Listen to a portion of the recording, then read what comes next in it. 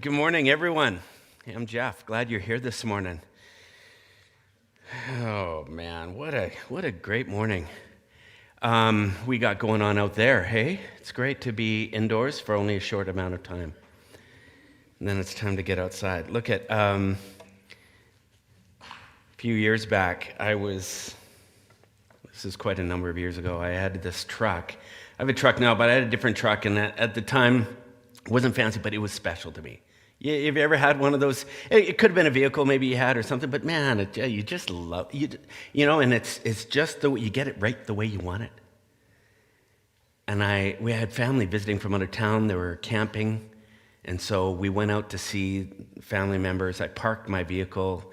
It was kind of a cramped camping area, and so I parked it behind one of the family members' vehicles. Anyways, he had to get out and run, and I just threw him my keys. I said, just back my truck out, and then you can take your truck. And he said, oh, yeah, great.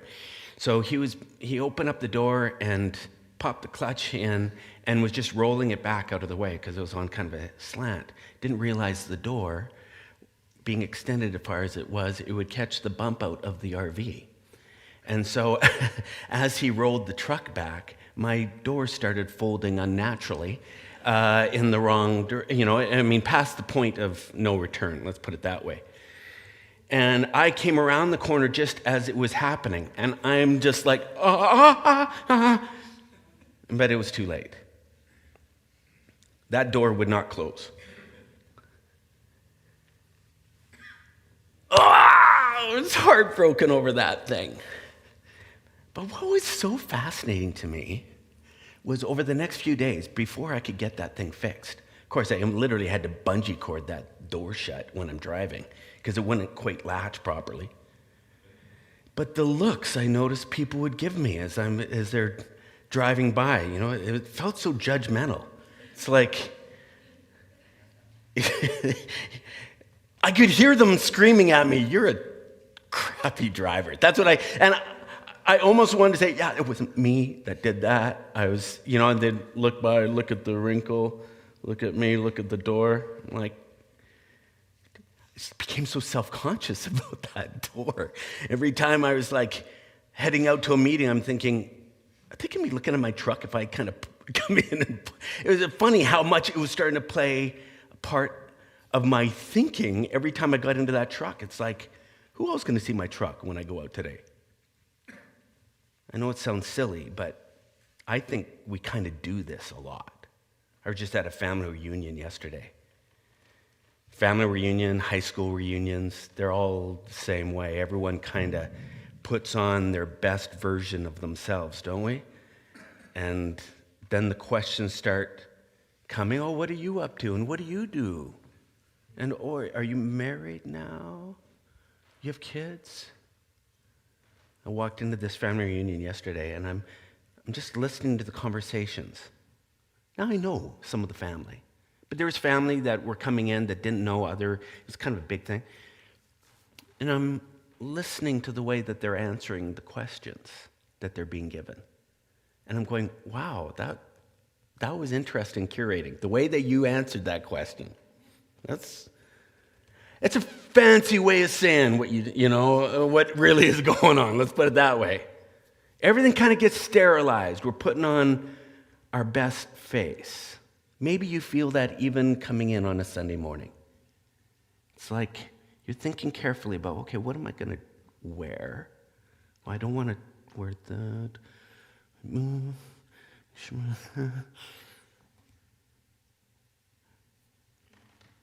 It's amazing how we carefully protect what we put out to the world, what the world sees us as, and thinks of us as. Isn't it true?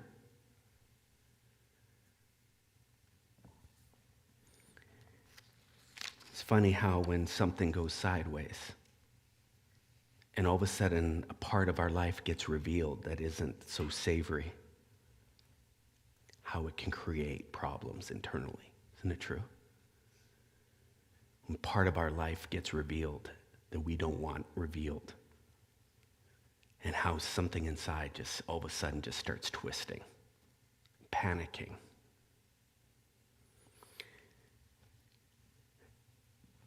As long as everything on the outside is exactly the way we want it to be, good things happen. But boy, when something gets shown to the world that we don't want seen, I was doing a wedding a number of years ago. We did the wedding, and then Kathy and I were going to go to the reception that evening. And of course, like any normal family on a Saturday, it's premium time to get a bunch of stuff done. So we said, look, when we get home, in between, let's get these things knocked off the list, and then we'll go to the... So she goes her way, I think I was mowing lawn. We were doing all kinds of different things. We came in, I think I was drinking a beer, sitting back, and I said, the reception's at 6:30, right? She said, yeah, I think so. I said, I better just check. No, it's earlier. Much earlier. And I look down, and I'm just like, oh my God, Kath, we got to go right now. We got to go right now. We're going to be late. And something starts, have you ever had that? I start panicking, like we're going to be an hour late. And instantly, I've got like this brain freeze. It's just so painful. I'm scrambling, throw on the suit, and I'm like, Kathy, let's go. She's like, chill. I said, in my head, I'm just thinking about it, right? We're going to walk into this reception hall, and of all the frickin' times, they're likely going to have me sitting at the front with a bunch of families where the one couple that hasn't shown up even to eat, they're already starting the speeches. I'm just like, oh my God. They asked me to say the prayer for the dinner. Oh my God. I'm just like, I am dying. I get into the vehicle. God, I'm just like, I said it really politely, but it was just, and I am racing. Kathy's going, you need to slow down. And I'm just like, you need to be quiet right now. I am so worked up in a frenzy internally. Meanwhile, like, Kathy's like, hey, there's nothing you can do. It is what, and I'm like, no, I can't even hear that right now. There's got to be something. This can't be happening. We almost ended our marriage, I swear on that thing. I was just like, she's looking at me going, you are so ready. I'm just like,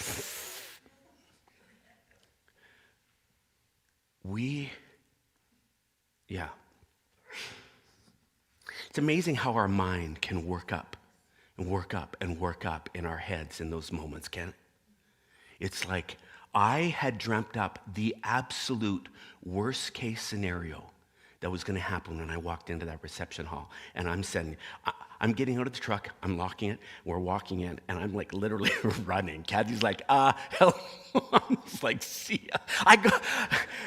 But I'm just like, in my head, I'm preparing for what's about to go down. That is just a nightmare. It's painful telling that story, but I see various versions of this playing out all the time in people's lives. It can happen in sometimes the smallest ways when all of a sudden just a little part of our lives that we're insecure about, that we've tried so hard to keep hidden, something inside us goes, oh my God, you cannot allow anyone to see that part of you. Gregory said, who was talking about suffering earlier, this is suffering. This is emotional and mental suffering. You need to be on time. I've heard people say a lot. They say, I am never late. Yeah, I've said that. I need this deal. I hear people saying, man, I've been working up for this. I need this promotion. And they've already kind of curated what it is that they have this outcome that they're wanting, that they're planning for. They're going, this is going to help. This is perfect. Or they're just controlling their circumstances all around them so carefully.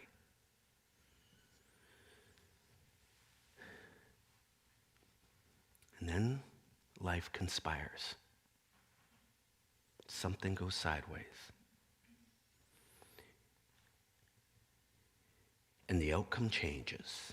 And they're left with kind of this part of their life going, oh my God, I told everyone this was going to happen, and now.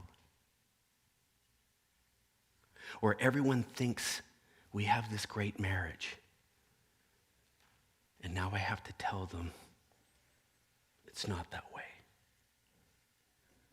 They believe this about me, and now they're seeing something else. When things don't go the way that we expect them, we can become so convinced that we will not be okay.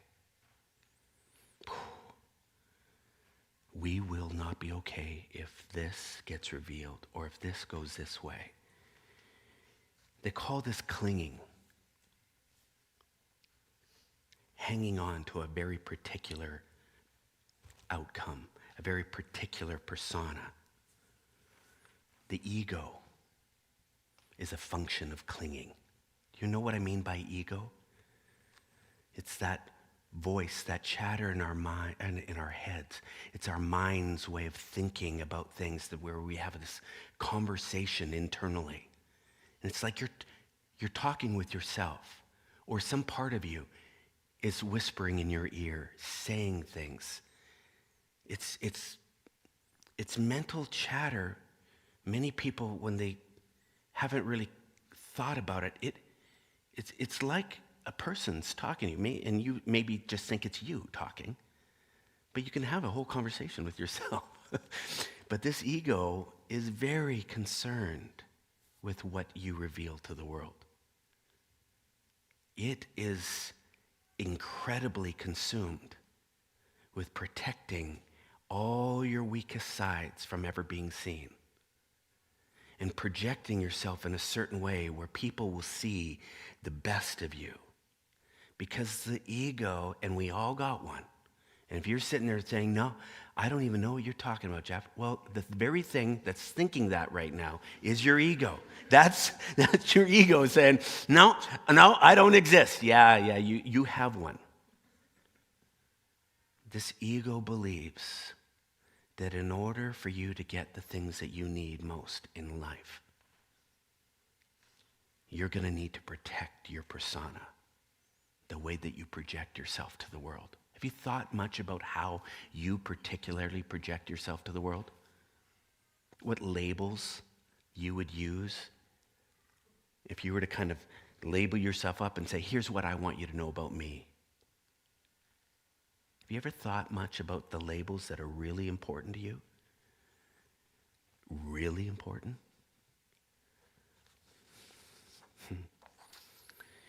Some want to wear a big one saying, I'm smart. And so oftentimes education comes into the mix of the conversation. Where they went to school, the kind of role they play. Certain words they can drop, and all of a sudden people go, oh, I know something about you. They go, feels good. Sometimes we'll have certain ways of saying that we're hardworking, that we're honest, that we have integrity. Certain stories and the way we tell them. Sometimes we want to project that we're very successful. So then we might choose a certain kind of vehicle, certain kind of clothing that projects this. Some of us want a certain physical appearance because we want that to say something about us, for people to look at us in a certain way because we get something from that. So we'll maybe hit the gym, we'll wear certain kinds of clothing. Some want to kind of come across as fashionable. And so we'll pick labels. See, we curate this persona that we project to the world, and people go, I know you, Jeff. Here's what I know about you. And so we'll carefully curate all of this. And then the parts that we don't really like, well, let's see if we can kind of cover that off. Let's keep that a little bit in the back pocket. They don't need to know about that. That's the dangerous thing about family unions. People are allowed to ask you all kinds of questions, and you don't get to control them. And then you got to speak to that. Sometimes we want people to know, hey, I'm a parent. I'm a good parent. I have good kids. Oh man, we have all kinds of ways we do this. Some of us will have religious or spiritual labels that we want. Even just telling someone, I was in church, says something. It projects a label. You go to church? Sometimes we hide that label very carefully. I don't want them knowing anything about that. They're going to think of something else. So let's keep that down low. Our religious label or our political labels, sometimes we'll really wave them. Sometimes we'll keep those hidden. It goes on and on. Have you thought much about the labels that you're projecting to the world? The persona that you've curated? Now, there's nothing evil about these personas, these self-identities. In fact, they can be incredibly healthy. For the first part of our lives, so much of our existence is built around trying to figure out, who am I? What do I like? What do I don't like? And then we start realizing, oh, wow, it's amazing when I took up this interest, all these people came into my life. They really like that. Our ego's taking notice, going, wow, see, when you started being outdoorsy, look at how many people came in. That's an important label. Note to self, note to self. Look at how when you did your makeup that day, look at the people that had paid attention. The math that your ego is doing continually, figuring out, going, hey, if you can just do more of this, that's a good thing. You will get the things you need. Now, whether it's people liking you, people respecting you, people listening to you, our ego spends a lot of time really working that out. And as long as you can maintain that persona, it's a happy time. But then there are those moments when life spins sideways. You got caught having a beer, kicking back, watching football, and the reception is started. And what happens in that moment? It's like, oh my God, some part of me is going to get revealed, and people are going to think about me differently.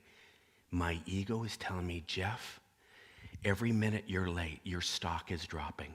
It's dropping. And I'm just like, oh my God, what are they going to think? My ego spins up these stories. Now, my ego sounds probably a lot different than each of you.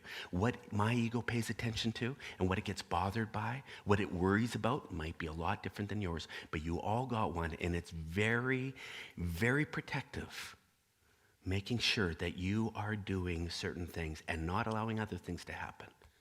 What I want to talk about this morning is the power of the ego when life doesn't cooperate. Buddhist mystics have been saying forever that suffering, our greatest human suffering, is caused by our ego.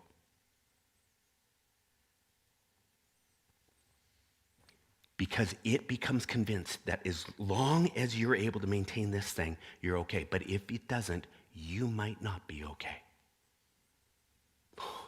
The mental and emotional suffering that we have faced in our lifetimes as humans, without us even realizing it, has been more internal than external. Buddhism says the internal narrative, the thinking of our ego, greatest source of pain. When we begin to believe everything that the voice internally is thinking and saying, that is a problem. If I'm late, some part of my identity, some part of my worth is going to get chipped away. You made a mistake, people noticed. Stock drop. You promised this and didn't come through, stock drop. They find out that I was divorced, You find out you're gay,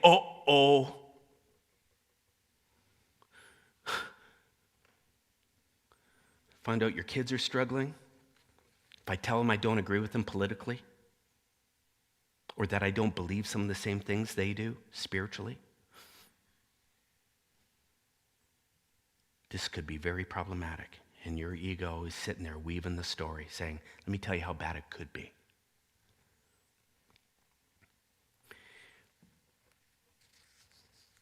When we become so identified with the labels that we're holding, that is when the suffering begins. When we actually believe that all these things that we're trying to project to the world is actually us. That's the greatest myth. People say, well, who are you? Oh, let me tell you about you. Well, I'm married. I've lived here in California. We begin just explaining all these labels. The truth is, none of those labels are you. None of them are you. Oh, my name is Dr. John Dawson. Really? So the day that you stop being a doctor, or the day you stop being married, what happens to your identity? See, this is a big piece of where I'm going this morning. You're realizing you are not any of those labels. You can take off all those labels. You are still you. You are only the one observing all this stuff. And when you can get separation from your labels, here's the short message. If you can recognize all these labels and the plate spinning that you have to do to maintain them all, if you can realize that you don't need them to be you, and that actually you will be okay if any one of those labels get ripped off, suffering ends.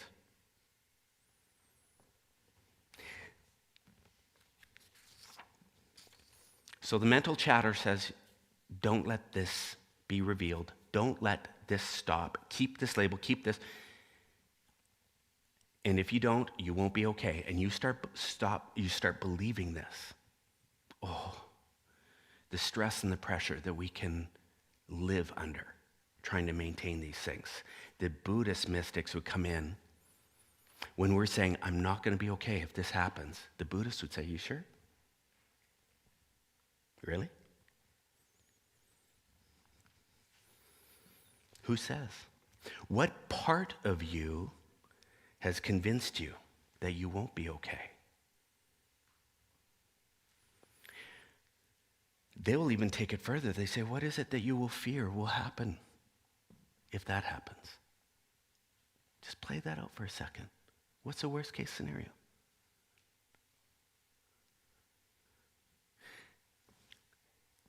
That day when I'm running into that reception hall, if someone could have just stopped me, just prior to walking into that reception hall, or running, and said, Jeff, what is the worst case scenario of you being late in this moment? The bride and groom will be really upset with me. Okay. You made a mistake. Let's flip this around. If someone made a mistake and they came running in, would you hold it? No, it wouldn't feel the same. No, I wouldn't be, like, it wouldn't be a big deal. Oh, interesting. And so what would happen if they were upset? Would you apologize? Well, yeah, I'd apologize. Do you think they'd be okay then? Yeah. All of a sudden, I just start thinking through the logical piece of, okay, so what is the worst case scenario? People make these mistakes all the time. People are late all the time. All of a sudden, as I step back, the catastrophizing of my ego, you begin to realize, is just so insidious and how it just amplifies everything to a point that causes suffering. If you can step back from it and go, wait, no, I would be okay. I'd be fine. I'd be quite fine. How much of the things that we're stressed out about on a daily basis is the work of our ego, spinning up stories that become so magnified, when in reality, I walk into that reception hall. That's the painful part. I walk in, and it's like people are milling around, things are going on. No one even noticed us walking in. Kathy's looking at me going,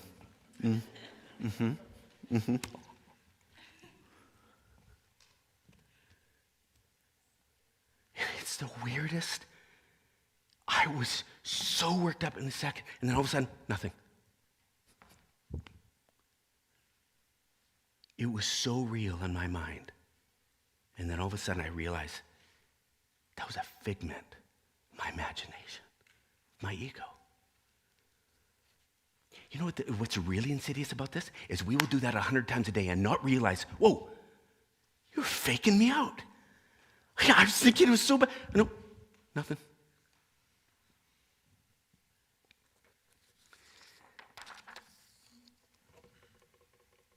In the Buddhist tradition, they have this practice of non-attachment that deals with all of this.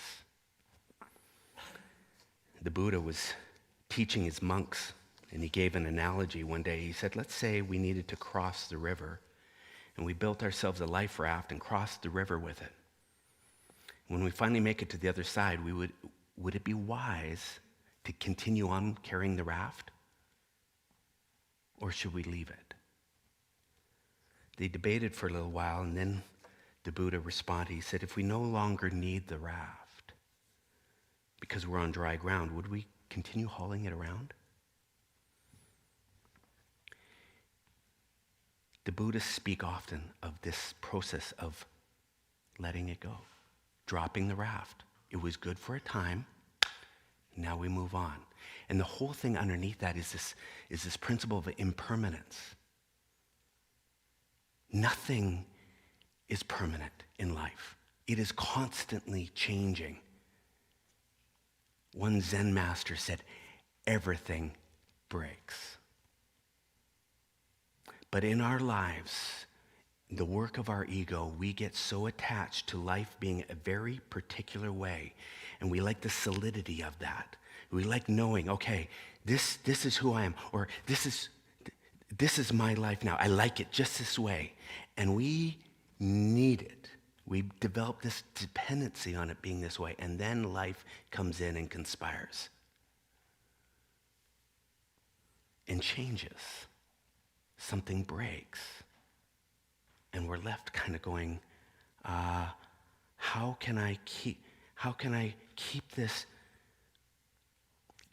way? Buddhists would say, it's time to let it go. Let that piece go. You're holding on to something that is no longer useful.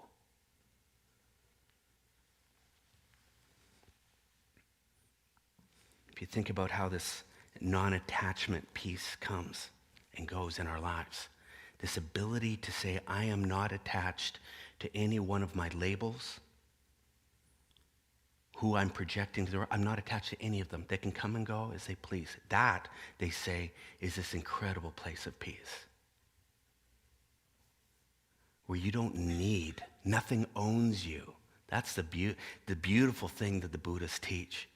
Is they said you could have the world, but nothing would have its hooks into you. Something happens and takes away your health.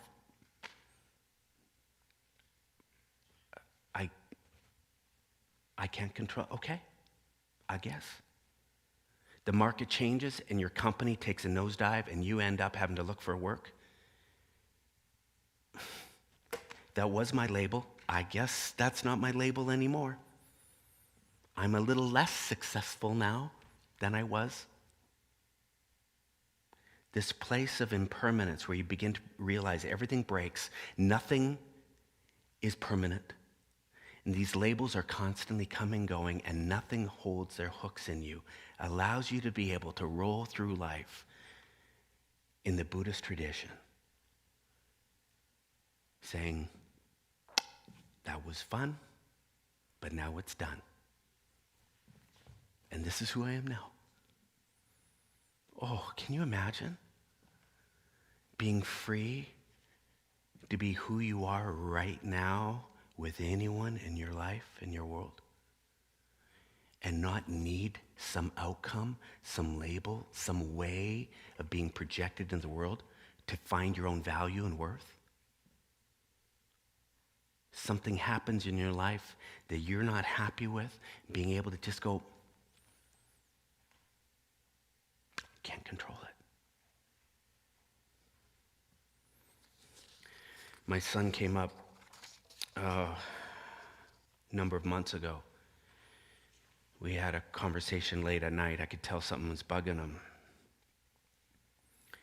And he said, Dad, I don't know if I'm cut out to be an engineer.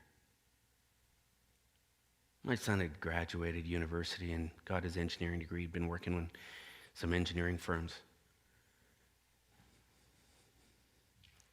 Did all this work. He says, I don't know if this is my gig. I don't know if I can see myself getting up every day and going to work doing this. And something in me panicked. It's like, no. No, you're not. I didn't come out and say that, but I'm going, wait a second, pal. Think about this for a second. You just made a serious investment in your life here. There was a moment in that conversation where I began to realize that the words that were coming out of my mouth was not about him. They're about me. About my attachment to having my son doing a certain thing and how it reflected on me in some way. It's a function of my ego. A label. Good dad, successful kid.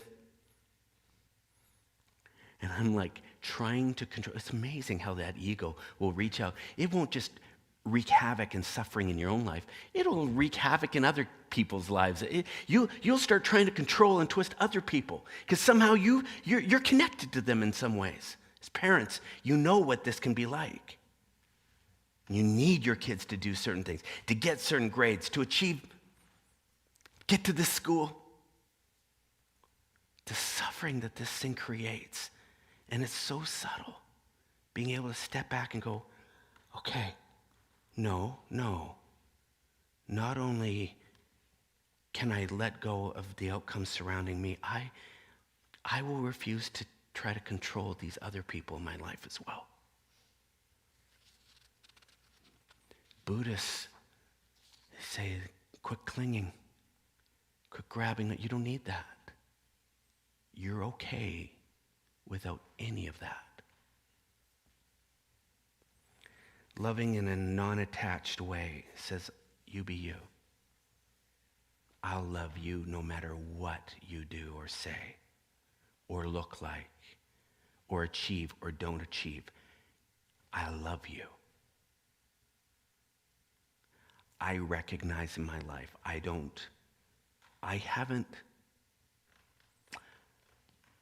there have been times in my life where I haven't understood that. And I can see where I've been a little bit of a circus monkey trying to earn the approval and the love of other people. Because I really have been convinced that if I stop performing, the love will end. It's amazing how I can then turn it and I can do that to other people.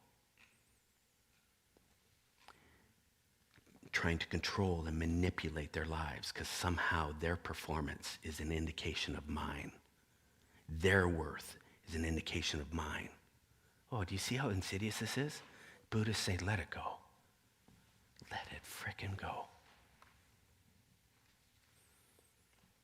Let me ask you something. Is there some part of your life right now, in the things that you're pursuing, perhaps in your relationships, where there could be some unhealthy attachment to the outcomes?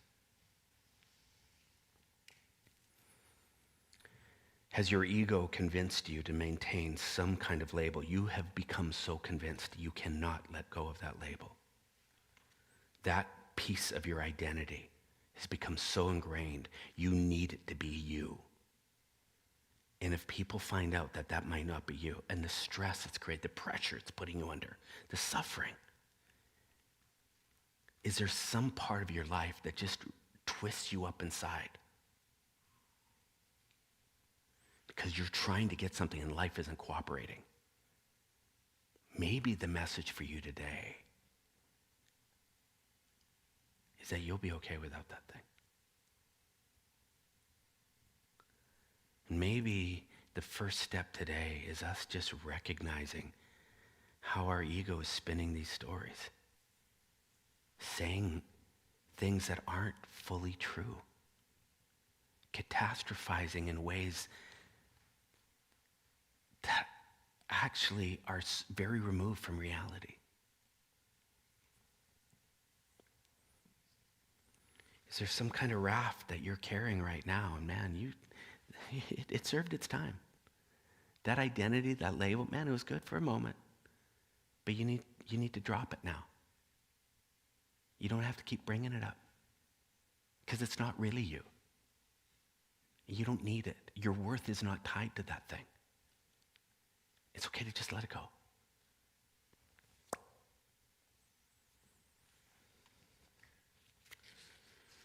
I know there's always people who will hear these principles and go, you know what, this just seems like a cop-out. Because, man, I have goals. I have dreams. And I have this vision of who I want to be and what I want to achieve. And I'm telling you, some days it doesn't go my way, and I don't take no for an answer. I just keep wrestling through it. There's people that give up and say, oh, well, just let it go. Not me. This is what I want to become. You know what?